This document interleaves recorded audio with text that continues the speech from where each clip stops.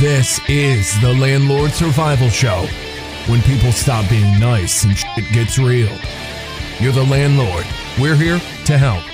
This is the show for what the gurus don't tell you about owning rentals.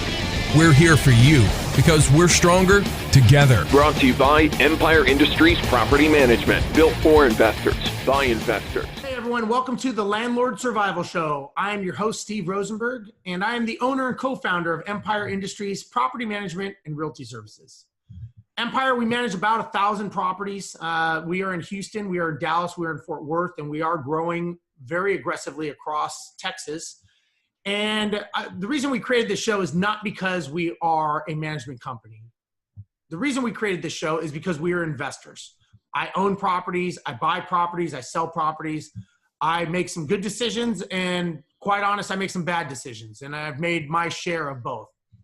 And the reason that we created this show is because I personally am tired of having people tell me all the great things about owning real estate, tell me all about how easy it is, tell me all the fluff, and no one really talks about the bad days. Nobody talks about the days that you made a mistake, the days that a vendor ripped you off, you know, a contractor didn't show up, you know, you missed your deadline, you got banks calling you.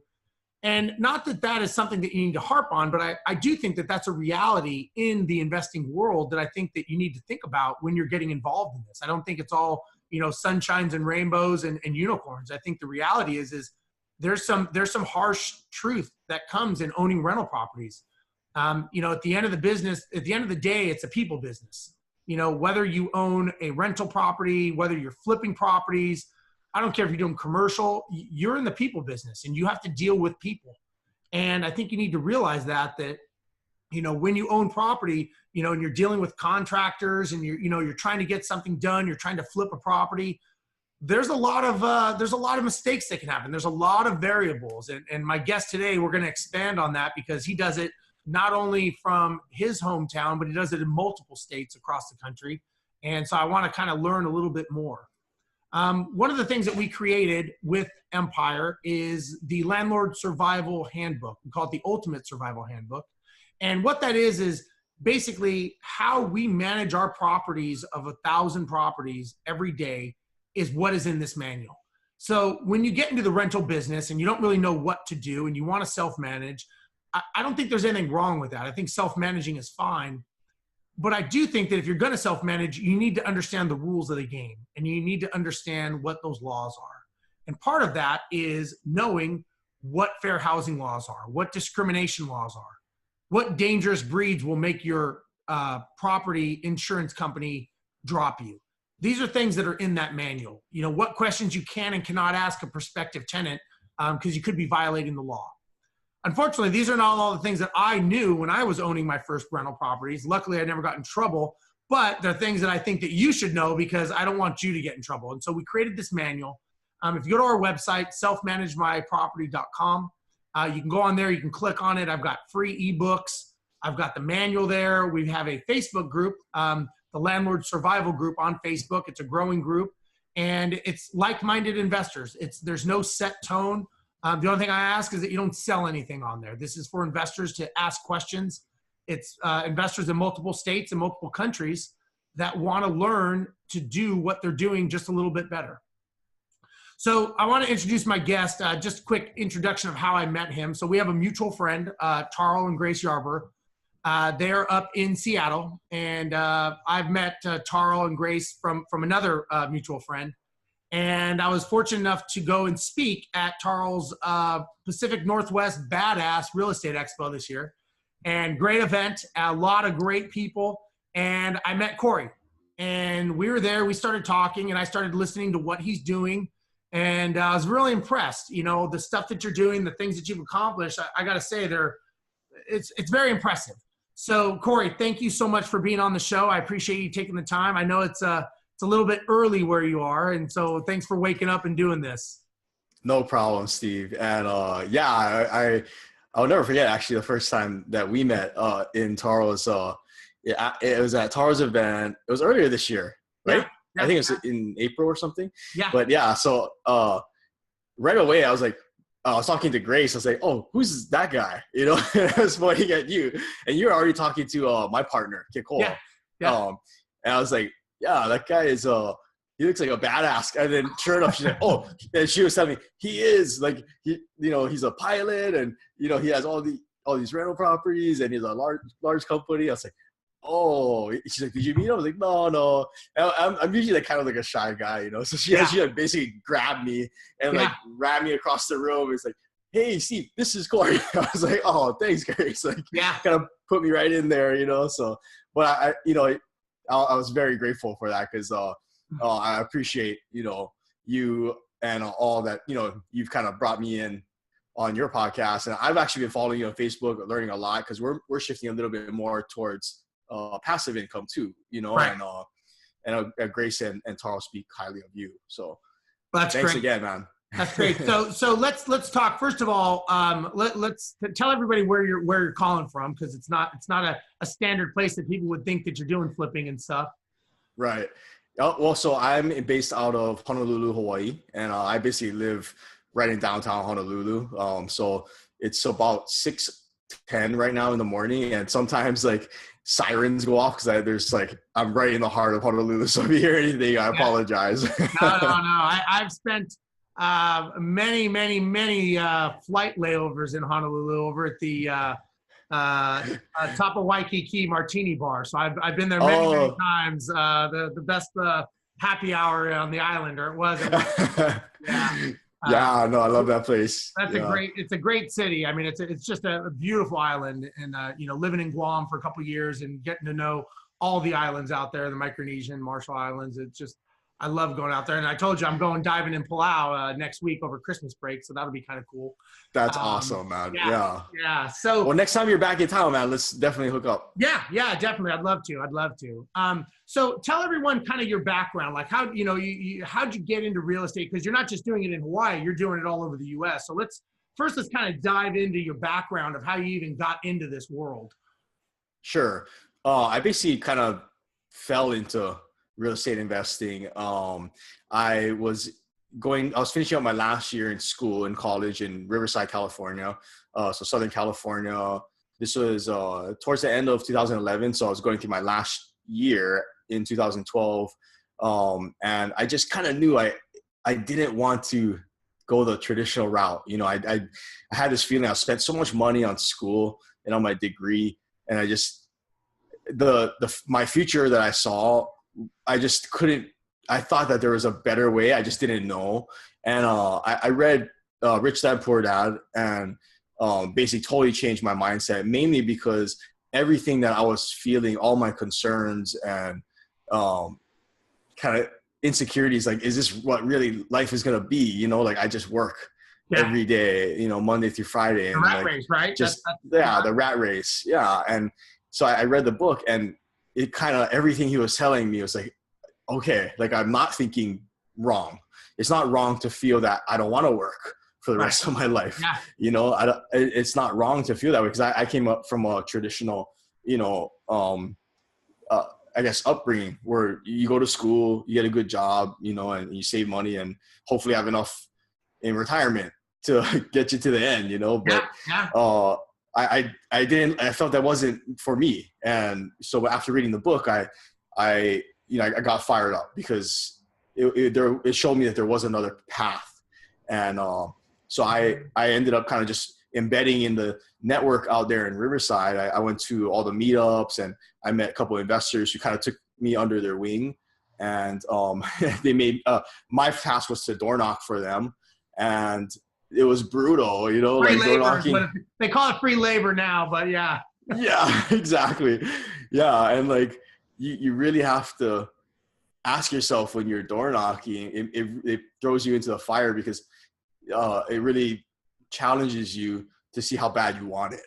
You know? Yeah, because you're going out of your comfort zone, because like you said, you're not an outward type person to begin with, and then you're going up to these people that are vulnerable, right? You're knocking on their door if they want to, lose their house or sell their house, and now you're like, they're either going to hate you or love you, basically, right? I mean, at that point. Yeah, exactly. And it was 2012, so the market was still recovering. Yep. And I was tasked to knock on people's doors who were upside down.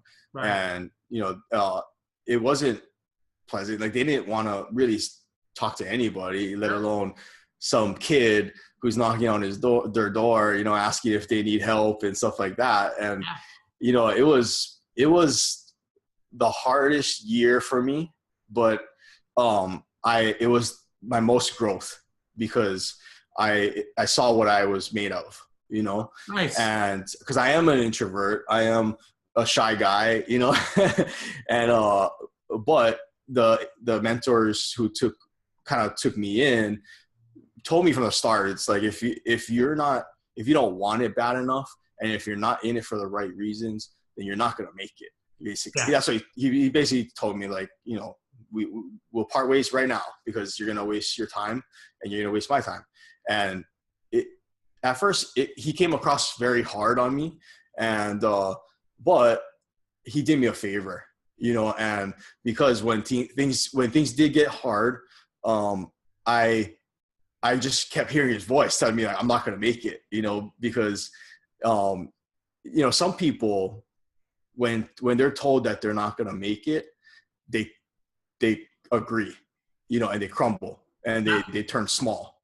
Yeah. And, but other people, you know, and I think everybody has the chance to do this, you know, they just have to believe in themselves, basically, is when someone tells you you can't do it, that should be motivation and your fuel to prove them wrong, you know? So that was in my head the whole time. Every time I felt like I wanted to quit. So let me ask you this now: when you made that decision, right? Like, and because I think it's important, you crossed over, like you physically made that decision and said, you know what, I'm gonna actually knock on this door. So, kind of what was going through your mind from the time you got out of your car to the time you actually knocked on that first door? What was going through your mind? Because I think a lot of people, that's the breaking point, right? I think that's the point that they go, you know what, I ain't doing this, or I don't think they're home, and they come up with an excuse. So what was going through your mind at that what was it, maybe 20 yards, right, of your life? That was your life changing, and 20 yards right there is what changed it. Oh, man, absolutely. It sounds like you've been through that too. Oh, I have. I've done it, man. I've done it. Dude, yeah, because that is exactly how it goes. You park, get out of the car, you're telling yourself, nah, it looks like nobody's home. Like, I should just turn around. Yeah. You know what I mean? Like, it's a constant battle within yourself.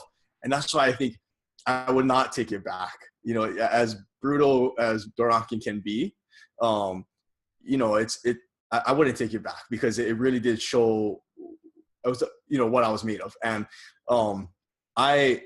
to push past that was, you know, my mentor's voice in my mind is just telling me that I'm not going to make it, you know, like, because you don't want it bad enough, you know, you need to really want it.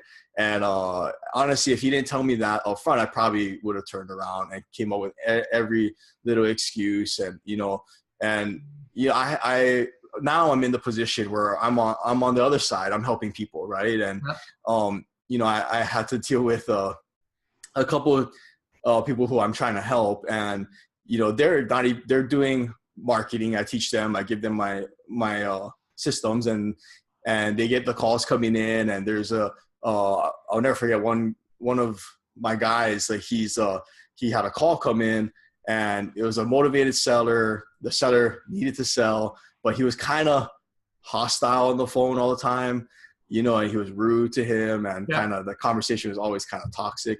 Yeah. But you know, so he called me saying, hey, I think this guy really, I'm about to get him, you know, to where we need to be, but you know, I don't like calling him. And I said, you know, honestly, I have no sympathy for that, you know, because I've been through it, you know, and it was 10 times worse because I'm face to face with these people. Yeah, at least you have a phone, you know, at least you have someone, you know, you're actually you can hang up talking to someone, you know. Yeah, exactly. So you know, like, I understand because it is tough, and nobody likes to get yelled at, or, you know, but like if you can't pick up the phone and call someone because you're afraid to get yelled at, then you're in the wrong business. Like, you know, you have to push past that, you know, otherwise I don't know what to say. You know? Well, and I think what, you know, and you know, what's important with this, especially when people are doing this, making the calls, I think it's so important to understand that sometimes these people, they're just maybe mad at themselves, and you're the only person in front of them to take their aggression out on. So you're going to feel the brunt of it. They're not necessarily mad at you. They don't know you, right? They're just maybe mad that they got themselves in this position. Maybe they overextended themselves, whatever the case may be. But at the end of the day, you're the only one in front of them, and they are going to take all of their force and fury out on you. But once they spent that, and once that's done, and they're kind of like they're out of air, the sail is out of wind, then they, a lot of times, then they'll kind of be like, okay, well, come on in and let's talk, But the first is more frustration and anger. I think that they got themselves into that position. Not that they're mad at you. They don't know you, and a lot of times people think like, oh, they don't like me because they think I'm trying to steal their house. Like that's just your mind trying to justify why you don't want to keep going. Like you said, why it's okay to stop. So let me ask you a question.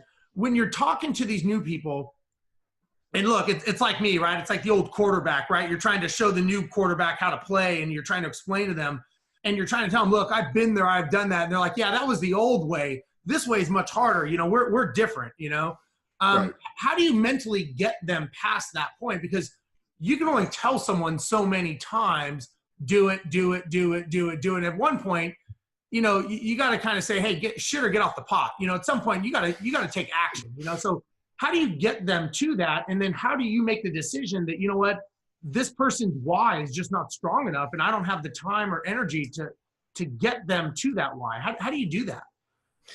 Oh, that's a good question. And it's hard because every person is different, and everybody, some people need the tough love, and then some people need a little bit more encouragement, and for this person, I told him, I'm only telling you this because this is what my mentor told me. And honestly, I needed to hear that. I needed his voice in my ear telling me I'm not going to make it if I can't push past my shyness or my being introverted and being out there and knocking on doors and being afraid of, having doors slammed in my face or being cussed at, Mm-hmm. And I told him, so, I'm telling you this because it helped me. And I wasn't nearly as tough on him as my mentor was tough on me, but I still told him that, look, if you can't push past this, then you should rethink why you're doing this, because if you're afraid of getting on the phone, then it's hard to do any business, Yeah. I mean, like I said, everything's a people business. And one thing someone told me a long time ago, which it rings true with all of this, and it's that it doesn't get easier. You just get better. So yes, the people are not in any less messed up positions than they were when you were doing it. You're just better at it. And so it's like when I talk to people and I negotiate, they're like, man, they give me all the reasons why it worked for me. And I'm like, no, it's not any easier than what you deal with. My people are not purple and yours are green. They're all the same people. I'm just a little bit better because I've been doing it longer. That's the reality of it, And so it's you're going from a doer to an educator, and now you go from an operator to basically you're going to being a leader. And when you're a leader, that's where you got to say, okay, you know what? A leader inspires and gets people to follow you. An operator just says, get out of the way, I'll do it. Which you could probably very easily say, you know what? I'll make the call. I'll close the deal. I don't need you. But that's not the goal of what you're trying to accomplish. I mean, that just gives you more work, and that's not, which is why the other guys would use you to do the bird dogging or whatever they called it back then to say, hey, go knock on doors, and they're leveraging you, that you're learning lifelong experience, and they're getting some work, they're getting some pressure relief valve of them not having to do it. So it's very much win-win. Yeah, absolutely. And it does take encouragement too on with some people, they need that a cheerleader in their corner and somebody who is backing them, so it is a tough balance between, if you're really trying to lead somebody and help someone, it's a tough balance between, being hard on them because when you have to, but also helping them along the way when you have to, Yeah. So it's tough to lead. I mean, I followed my, over more than half my life because I was following a system and people and teachers and coaches, but when you shift to entrepreneurship and you're trying to run a business in any industry, it's it's a different dynamic, and you have to understand people, and like you said, relationships, and know how to lead. And that's something that I had to learn from other people, like mentors and, you know, other people in our industry, you know, like yourself and like Taro guys. Like I take inspiration and, you know, from everybody. So let me ask you this now, and I'm sure, you know, you're out in LA, you're in Riverside, your family's back in Hawaii. So you're telling them that this is what you're doing. What kind of conversations were that? Because, you know, it's hard to break old mindsets, and, you know, when, you know, growing up a certain way, traditional way. I mean, my you know, growing up, my mom and dad worked, you know, all the time. And it wasn't an entrepreneurial family. So now their kid is over in the States on the mainland, and all of a sudden he's flipping properties. How do those conversations go? Right. Well, I'm very fortunate to come from a family that supports me, you know, no matter what. I have a large family too. So, but yeah, it's like, even myself, I didn't want to really tell everybody what I'm doing, you know, because it's, like, oh, he's in real estate now. Oh, okay. You know, yeah, I can see that, you know. Right. Yeah. And honestly, I was so new, so like I couldn't really explain it to the ability that I can today. So, you know, it was just, what are you doing? I don't know. I really don't know what I'm doing. I'm just knocking on doors right now. That's all I'm doing. Right. Yeah. And I was, so what they had me doing was knocking on doors. They were flipping jumbo loans. So notes. Gotcha. They were flipping notes. And so like the target market, or the people who I was knocking on, were people who were, had jumbo loans. So a lot of these houses were $1 million houses, you know. Yeah, they're not small. And I'm like, yeah, and so even more so, I'm kind of like, what am I doing here? You know, like talking to like these people, you know. But it was definitely tricky, because I would tell my family that I was very close to, you know, when I needed support, you know, over the phone and stuff. But for the most part, I just kind of went, you know, and I didn't really think about, you know, telling others who are in my circles. You know, they say you didn't give them the opportunity to be like, what are you doing? Why you went to college degree? Why would you, you know? And that's the challenge, right? That's a challenge we all go through. You know, we all have our friends we grew up with. I mean, I grew up in Los Angeles. You know, I've got friends that grew up in Los Angeles, still live in Los Angeles, and they're kind of like, what are you doing? Why, you know, you're an airline pilot. Why are you even doing real estate? Like, you can't explain it, right? It's like, why do you grind every day? I do it because I love doing it. I love grinding, and I love working, man. That's just what I do. It's like, if you have to explain it to people, they're not going to understand. So it's like, why even try, right? Why even go down that path? Right. I rather, you know, and of course, once they see you doing, then the questions come. And, you know, like I rather the questions come from my results, you know.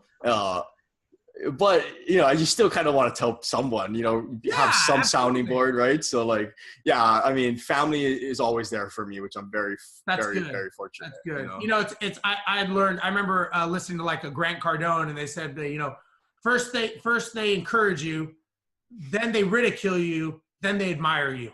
So it's like, first they're like, oh yeah, go ahead and go. And then all of a sudden you're like, oh, he's probably doing something wrong or illegal, or he's going to lose everything. And all of a sudden, as you keep going, you know, you're just grinding every day, focused. And as you're going, and the next thing you know, they're like, how are you doing that? Like, wow, you are successful. And it's like, there's no magic pill. It's just action. I mean, that's the one word I could say that people ask me what has caused our success and what I do. I'm like, it's just action. I just take massive action. I do not stop or let up the gas pedal ever.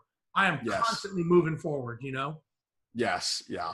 So let's flash forward a little bit. So you started doing that. You got your feet wet. You started doing the notes. So where did you go from here in your progress? So I was doing that in my last year of college. And once I finished that, I kind of wanted to stay. But I did miss home, you know, and so I figured, you know what, let's move back. I moved back home, and I knew I needed more training. So I kind of just went to the local meetup groups. I found some mentors, worked with them. I started out wholesaling, and I wholesaled my first 3 deals to a mentor of mine. His name is Jonah Kogan. And to this day, I work with him. He's a developer and a house flipper. And before I do anything crazy, You know, like there's a few people who I call, you know, and like Jonah's one of them. You know, I think it's important to have people like that in your life who will tell you straight. And I think it's also important to make sure that, you know, you keep your circle tight where, and you're not surrounded by yes men or yes women, you know, who just want to tell you what you want to hear. You know, I think we need that little bit of fear, and the people who will tell you straight, like, that's a bad idea, or that's, you know, stupid. Like, that's stupid. Don't do that. Yeah, exactly. So I have a few people like that in my life, and unfortunately Jonah is one of them. But I hosted my first 3 deals to him, and he like let me come along for the ride to help him with the project so I could learn. And I've learned, you know, house flipping through him, and development as well now. And I learned so much, you know, because development is a whole nother beast, man. That's a whole other, I mean, that's like, you know, different categories of, I mean, just huge different categories. I mean, which I don't even know developing. That's way beyond my level of knowledge and expertise, for sure. Yeah, it's even the way you finance it. I mean, just like anything else, right? Like house flipping is a different way you finance it, development, and then also taking down like syndications and stuff. I mean, it's all something, and that's where I'm actually moving to that space. So I'll probably reach out to you, Steve, because you know, I'd love to, you know, learn from you, you know. So it'd be great. Yeah. So let's talk about this transition that you're back in Hawaii and you're learning. Any mistakes? Any you know, gotchas that you're like, now that you look, you're like, that was obvious, but at the time, you know, you don't know what's coming around the next corner because you've never been down the road, right? So what kind of challenges did you run up against on that? Well, major mistakes for me. I know early on I missed out on a bunch of deals because I didn't know how to structure them at first. And looking back, I was like, wow, yeah, I probably missed out on a lot of money because I just didn't know how to structure certain deals. And that's part of it, you know, like because I started marketing, you know, and at least at that point, I was a little bit more comfortable with talking to people because of my, you know, what I went through in California. But it was still hard on the phone, you know, like making sure you're communicating, and you're trying to negotiate, but at the same time build rapport with the sellers. Like it was, I missed out on a bunch of deals just because I couldn't structure them properly. But once I shifted from wholesaling to fixing and flipping, there's been mistakes, big mistakes, and they've cost us, you know, money. But fortunately, the fundamentals that I was taught were strong enough that our margins are big enough where we can make errors, you know. Mm-hmm. And now that's why we only take down deals with thick margins, because it never goes according to plan. Because there's always variables that you can't control. Yes. Yeah. I mean, you go over their time frame, go over budget, you rip open the walls, and like all the structural has to be replaced because termites out here in Hawaii. Yeah. So it's, you know, a project never goes according to plan. And I think early on I made mistakes, assuming that they would. I would make the numbers work. Yeah. You know, and mentally you're going, I can make this work. I can, you know, shave off here, shave off there to make it look like a deal. And then the reality comes in and you're like, okay, that was just what I was, the numbers actually were correct when I looked at them the first time, is what I've always learned from me. Exactly. Yeah. I mean, because when you first start out, you want the first deals, you know, and you make the numbers work. Emotionally, you want to make it work, and you'll talk yourself. You become the best salesman yourself, right? You convince yourself that you can make the deal work. I mean, I've done it many, many times, and I convince myself, my business partner, and it's just, you know, I mean, I finally learned that there's just some things that I suck at doing, you know, that I'm not good at that. Like, I'm good at negotiating. I'm not good at estimating. I'm not good at being practical as to what costs are, because I can be like, oh, that'll be fine. We can figure that out. We'll figure that out on the way. Let's keep rolling. Let's lock it up, you know? Right. Yeah. You know? So let me ask you, is it, in your opinion, and you know, you do stuff in Hawaii, and then we'll talk about what you're doing here in the U.S., I mean, in the mainland. Do you see it a little bit harder being in Hawaii because you're on the island and there's, obviously things are a lot more expensive and, you got some lag time, or what are your thoughts? Yeah, Hawaii is definitely a different market. And it's challenging because things do move a little slower out here. They're way more expensive. We could pay like close to $1 million for a teardown. And I mean, I just put a piece of property in Kaneohe, which is on the windward side, the east side of the island. We're buying it. It's basically a teardown but we're buying it for $800,000. We'll put 120,000 into it, and in 45 to 60 days, we'll be back on market, listed around 1.2. So, but that's kind of an average deal, to be honest, and so Hawaii is it's a high price point market. It's very competitive. It's very much so like Seattle, the Seattle area, and but with that said, since there is stick margins, the profit's bigger, but our market is not suited for cash flow, because of the high price points to buy in, the return is just not there. Right. So let me ask you, obviously you live there, but why does it make sense to do business there, in your opinion? I mean, besides from living there, obviously, and people don't get the ability like you do to travel and come back to the mainland and stuff, but what's your thoughts on that? Because you keep staying there, you stay there and you keep doing business, so there's a reason for it. Right. Yeah. So, I mean, first of all, it is home, and I can't picture myself living anywhere else anymore. Yeah. But I'm very fortunate because our market is very attractive for house flippers like myself and developers. Development, I mean, I think if you can develop here in Hawaii, you can probably develop anywhere. You can probably figure it out anywhere because they're so sensitive to development out here, which they should, rightfully so, because it is an island. There's cultural. You have to be sensitive to the culture, sure. And the lands, because it is limited, and there's sacred land out here. So, but with that said, it's already crowded as it is in Honolulu. I mean, there's traffic. I mean, there's a lot of traffic there. Yeah, it's crazy, right? So development is hard out here, but like flipping houses and developing out here, the profit is so much bigger right? Money. I mean, I don't have to do more than 10 deals to, make over $1 million, and it's very, I don't want to say it's not easy. I'll say that it's definitely not easy. It's a tough gig. It's very competitive out here.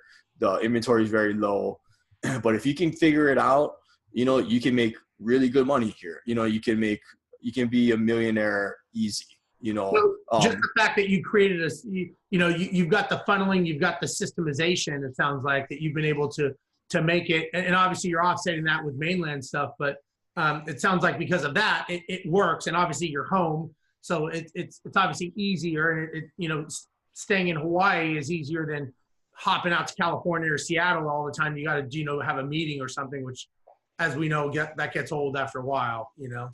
Yeah, and everything's close. I can get to anywhere on this island within like 45 minutes to an hour, so like I sometimes I check out all my job sites, in a day. And whereas like if I was maybe in your market or something, it's kind of hard, right? Like, yeah. I'm sure they're far out, right? You got to kind of plan that. Absolutely. So let me ask you this. So when you're doing deals and you got multiple deals, is it the bandwidth of the multiple deals, or is it how much money you've outlaid that is the restrictor for you?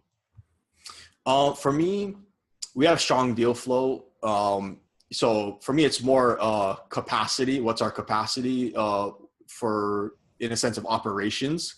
Like, is our crew tapped out? Like, will we have to go hire, another crew that we necessarily haven't worked too much with, right. Which is rare, but we are starting to do that.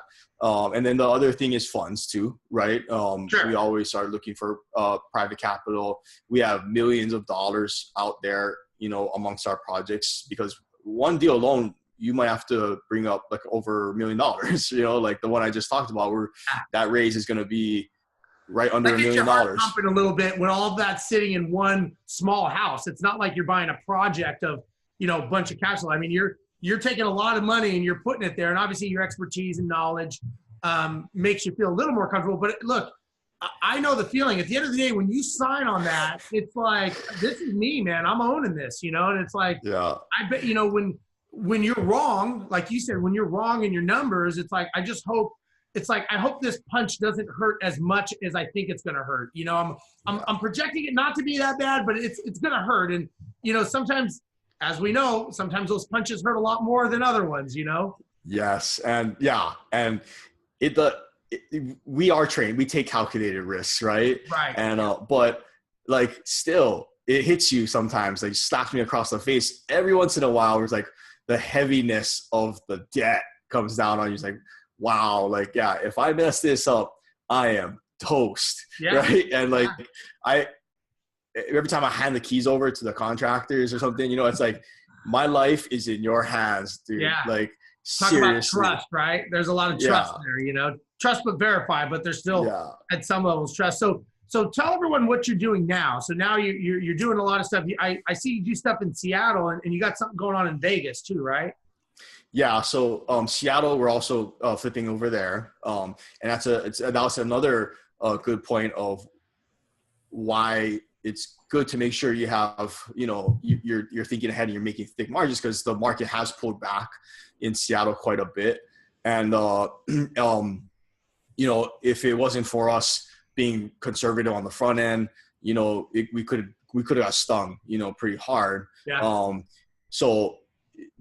But we're in Seattle. We have a lot of money out there deployed now. And then we are looking to move into Vegas. We're looking at a bunch of deals out there. Those are more deals that we may hold for a couple of years, 2 to 3 years out there. And then some more multifamily, more commercial deals on that side. So we're taking some of our cash and we're going to be dumping it into more long-term holds. But in Vegas, probably not too long, maybe 5 years at the most. If we get into something big out there, we will probably just be in between maybe 2 to 5 years or something like that. Got it. So let me ask you, what are kind of your long-term goals? Like where's this going? Where's Cory in 10 years from now?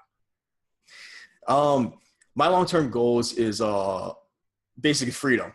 I love flipping houses. I would not trade it for the world, but it's super active income. Like, it's not just active income. It's a job.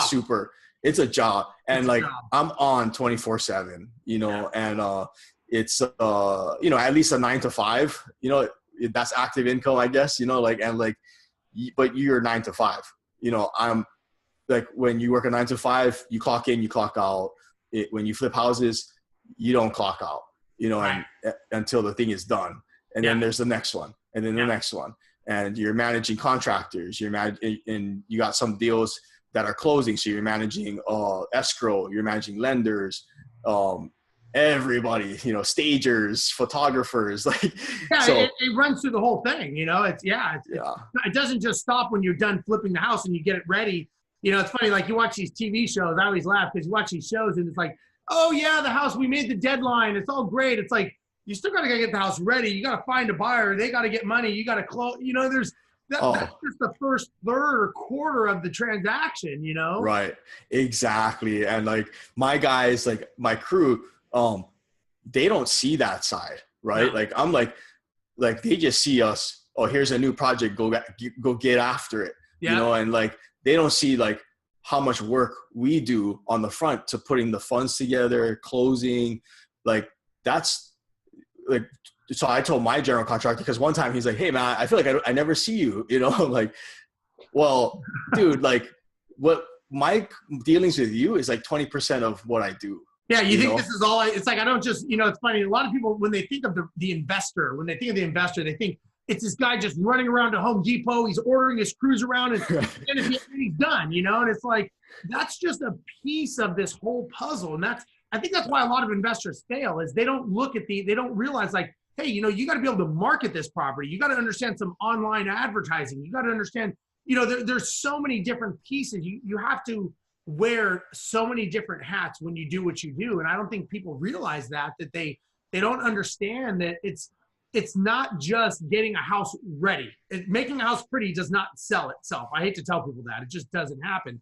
And, you know, I'm sure, which I'd like to hear, some horror stories, if you will. Because again, I always tell you, you know, everybody talks about how great they are and how much money, and I got millions here, millions there, and this. But let me ask you this. Let's hear something that you go, man, that was just a total mistake. That was a catastrophe. And that was one of those days that I just did not want to get out of bed because I knew it was coming. You got to have one of those, right? Oh yeah. And I think if any investor that tells you that they don't have one of those, they probably haven't done it long enough, or they're lying. Investor. Yeah, exactly. Yeah, exactly. Yeah. So, oh gosh, I'm trying to figure out the craziest day. I've had some days where I'm fortunate that I do have partners. So like I can, you know, you share the highs and the lows with them. Sometimes it's a partner problem, you know, sometimes it's not seeing eye to eye on a project, you know? Yeah. And that could be it too. Cause me and my partner, the dynamic between us, we're very different in a lot of ways. He's more extroverted. I'm more introverted. Yep. I feel he's more aggressive, although he probably feels that I'm more aggressive sometimes, but you know, he's a little bit more aggressive in charging forward, punching through. I'm a little bit more conservative, but it's a good balance, right? So, and the good thing is that there's always compromise, and you know, we always, you know, come meet in the middle. But when it comes to the times where things get crazy, like I'm trying to think of the most recent one. We had a closing in Kailua, which is on the windward side, the east side of Oahu, and we had a house, a beautiful house. We just finished the remodel, everything went good, and all of a sudden we got our utility bills, and they were like massive, like almost $4,500 for like the water and the electric. So like, what's going on? You know, like we fixed the pool. So like, is it the pump? You know, like, is the pump not running correctly? And so we're trying to scramble because we're supposed to close, and we have to disclose this to the sellers. Like, hey, sorry, like the utility bill, we don't know what it is. We're looking for it. Took us a while, and come to find out the water heater, a pipe burst under the house. Ooh.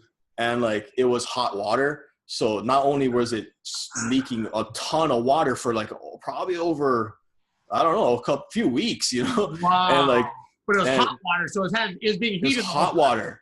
So the water heater kept going and going.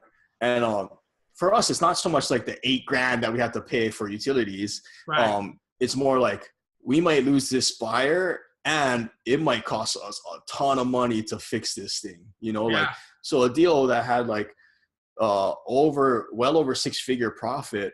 Now we're thinking, I don't know how much this is going to cost us if we lose just got to this get buyer. out of this. We got to save the deal and take whatever we can. Yeah. So like sometimes you get those calls and you just want to hug.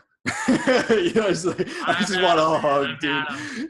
Yeah. I've had that where you're going to the closing and you're all happy, and you get that phone call that the guy's backing out, or he couldn't get funding, and you're just like, I mean, it just feels like a sledgehammer hits you in the chest, man. You know, I mean, talk about I don't think people realize the emotional highs and lows in this business. And I've done it, and I'll tell you what, man, it can hit you in the face very, like you said, man. Next thing you know, you're going from this high of a couple, 6 figures to man, I just want to get this thing across the goal line. I'll whip it across. I don't care what it takes.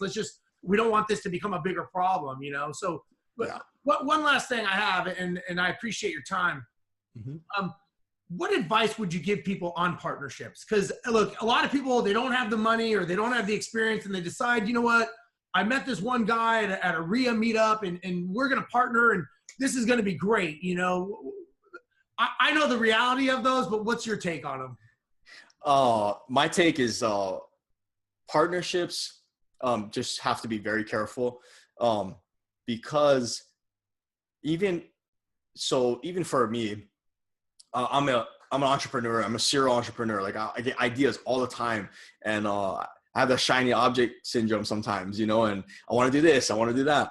And, but when you have a partner, now you both are responsible towards each other, you know? So like if I if I get an idea and I want to go do something, start a food truck or something like that, like I need to be conscious that that might affect my partner, and vice versa. So partnerships, I feel have to, before they are ever official, you have to make sure what you bring to the table, what they bring to the table. Is it a good match?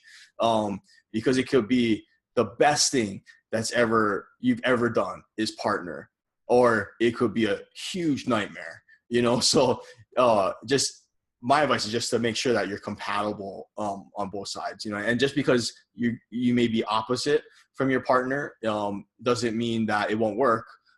It means that actually it might help in a lot of ways, Absolutely. And my partner, Kikoa, who you met, he negotiates in a totally different way. And so his style fits a lot of people, better than my style, and vice versa. Like a lot of ways, like I negotiate a lot of ways better than he does with some other type of personality, and it's good because when we're both in the room, then we can fire on all cylinders, right? So there's a good match. So just because we're very different doesn't mean that it's not a good match, but I think what keeps our partnership strong is that we are very close, we're friends, and there's always understanding and compromise, Yeah. And that's great. I've had my business partner. I mean, we met buying an apartment complex back in 2005.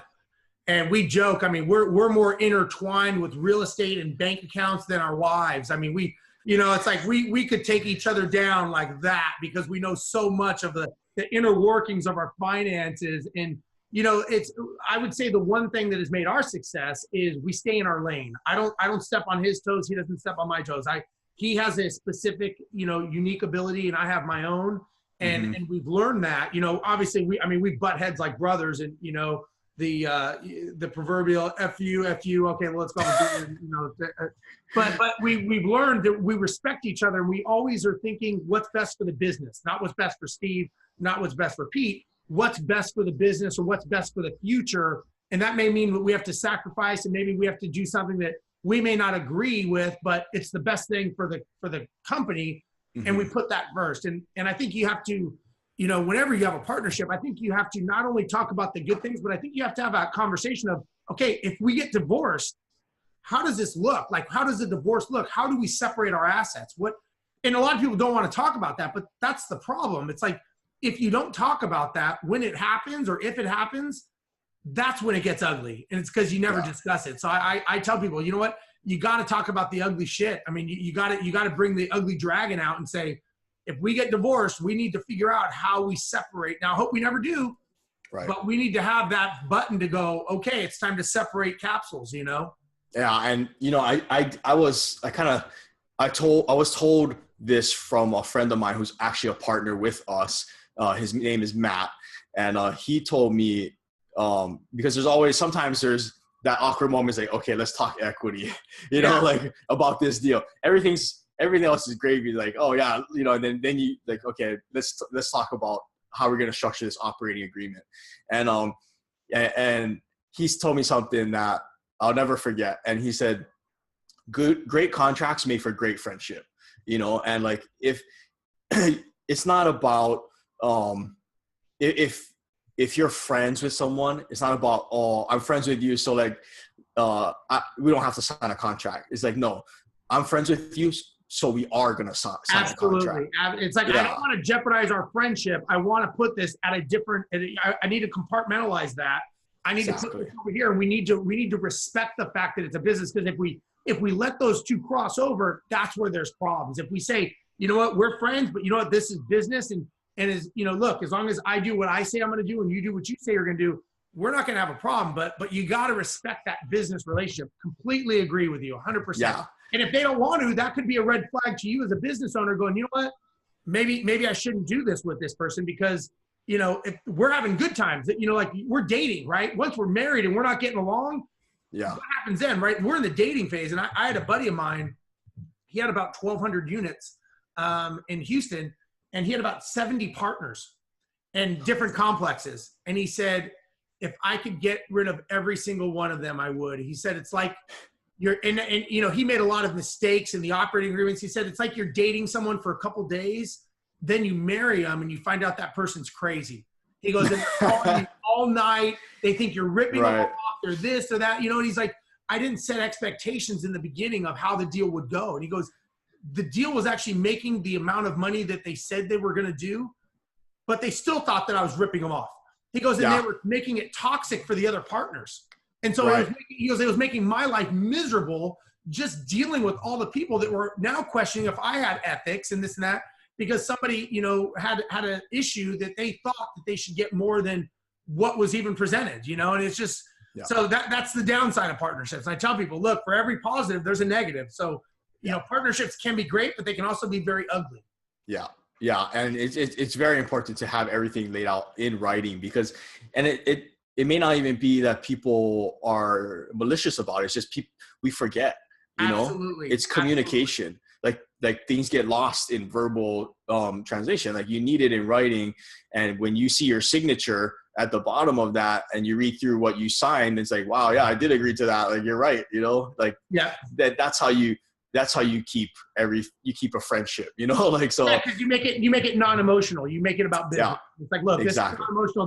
Let's make sure you're comfortable. If you're not, then back out, because I want you to be comfortable. And I agree so much. So, Cory, before we go, and again, thanks so much for getting up and doing this. What advice would you have people that are getting into this business? And also, if you wouldn't mind just maybe, you know, sharing your contact information if people ever want to reach out to you or you know, pick your brain a little bit or something like that. Sure. No, well, thank you for the opportunity, Steve. This is awesome. And I would say my advice to people getting into, or who are kind of sitting on the sidelines and want to get in to investing in real estate is first find out what your strengths are, what you can offer, you know, and everybody has something to offer.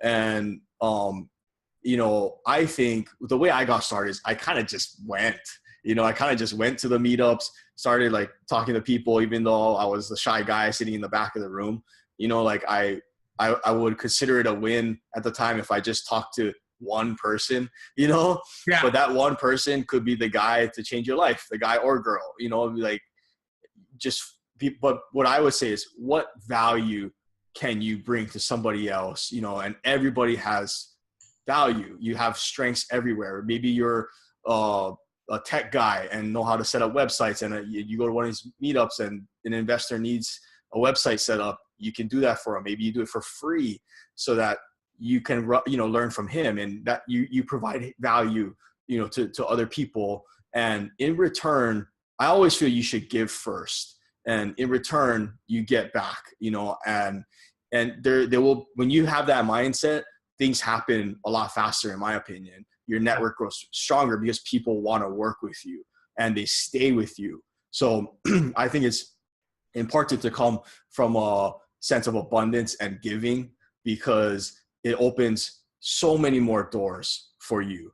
And like, I was just talking to Kiko about, like, you know what, man, like if we lost everything today, if we lost our deal flow, all of our lenders, you know, our capital to do more deals, I'd be fine, because our network is so strong and filled with great people that there will be opportunities, you know. So it's social capital, basically, you know. It's like there is value in the people you surround yourself with. Like, I know I got my man Steve up there in Dallas, you know, or all over the world, man. You know, maybe I need an evac or something across the bed. I call you, man. Never know, right? You never know what city I'm going to pop up in next. Right. Yeah. So I would just suggest, come from a place of giving, find out what value you can bring. Is it sweat equity? Is it money that you can provide? And give it to somebody who is looking for what you got. And then things start happening, you know. So that's my best, the best thing I can give advice I can give to someone who's getting started.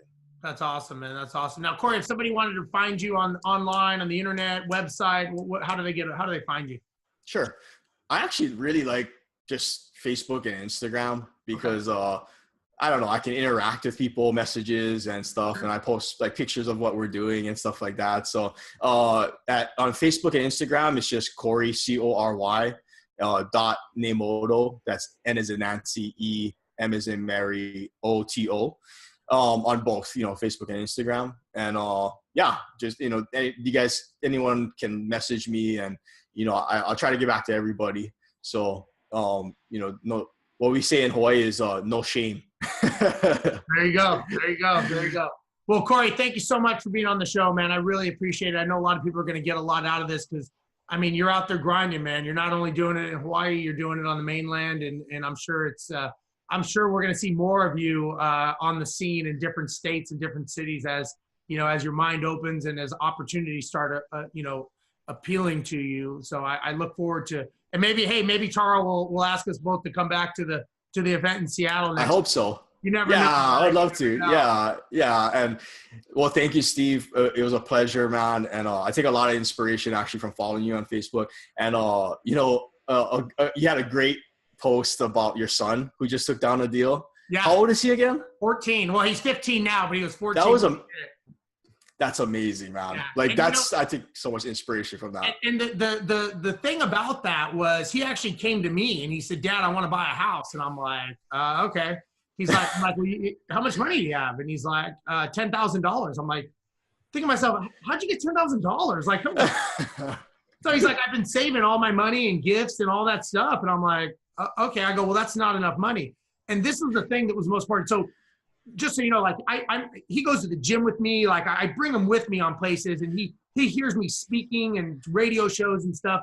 But every time I'm in my car, I'm listening to an audio, whether it's Grant Cardone, Andy Frisella. Right. I'm listening to audiobooks all the time. So he listens. He just sits there. He never says a word, but he listens. And I don't really think that he's getting anything out of it, which was my mistake. And he said, well, and so I said, well, you don't have enough money. And he said, well, Dad, how do I get enough money? Mm-hmm. I thought, that's an interesting question. I said, well, you've got some options. He said, what are they? I said, well, you can save another $10,000 and come up with, 10, 20% down. He goes, well, I'm 14 now. That'll make me 28. I want to have more properties by then. I'm like, okay. I said, well, you can get a partner. I said, you can partner with someone. And he said, well, what does that mean? I said, well, somebody comes in and you split the deal and you go 50-50 or whatever the amount is. And you're a partnership. And I said, when you do distributions, meaning, you distribute the cash flow, right? It's equally that way. And I said, then if you ever sell the property, the equity is distributed also. So he's like, well, who would do that? And I said, well, I'll do it with you. And he said, you'll partner with me? And I said, yeah. He said, okay. And I said, but the deal is, and I said, you have to run the numbers and decide whether or not it's a good deal or bad deal. I said, and you have to look at the cash flow every month, and you got to look at, the expenses and this and that. So he does it, man. He we analyzed the deal. We looked at it. The equity position was not good, but it wasn't great, I should say. But it was a completely rent-ready property that we rented in 4 days. Makes a good amount of cash flow. He gets the cash flow so he can buy his knives and stuff that he does, but he's saying that he's getting money from it. So now he's like, I want to buy another rental property. So he understands the concept that he's getting it, which to me, you can't teach that, right? I mean, I couldn't teach it to him, sitting him down. He learned it just by watching what I do and, seeing the rental properties and the ones that I own. And, so that was an inspiration to me to go, man, I actually thought of creating a course so that parents could teach their kids how to buy their rental properties. Because look, I grew up in Los Angeles, you grew up in Hawaii. If we bought properties there 30 years ago when we were kids, think of what those would be worth today, right? So I tell people, I go, it's 30 years ago right now for your children. Why don't you teach your children how to buy properties? I mean, if my kid buys 10 properties, what would those things be worth in 30, 40 years, Right. Yeah. So, but and you know what? That's even more inspiring to hear, like what you just said, like the way he came about it, absolutely. On his own. So I that's impressive, man. And I just want to thank you. And I'll probably be reaching out to you, dude. Like because I definitely want to dive in a little deeper with you, and I appreciate you. Next time I'm on a layover in Honolulu, I'm going to look you up, and we'll go out and you can show me some of your projects. Yes, please. Yeah, hit me up for sure. Awesome. Thank you so much, Steve. All right, Cory. Well, thanks for being on, everybody. I appreciate you listening to the show, and we will be back. Well, not next week because it's a holiday. We will be back the week after on the New Year. So, everybody, thanks for listening, and we'll talk to you later. Bye-bye. This is the Landlord Survival Show. When people stop being nice and shit gets real. You're the landlord. We're here to help. This is the show for what the gurus don't tell you about owning rentals. We're here for you because we're stronger together. Brought to you by Empire Industries Property Management. Built for investors, by investors.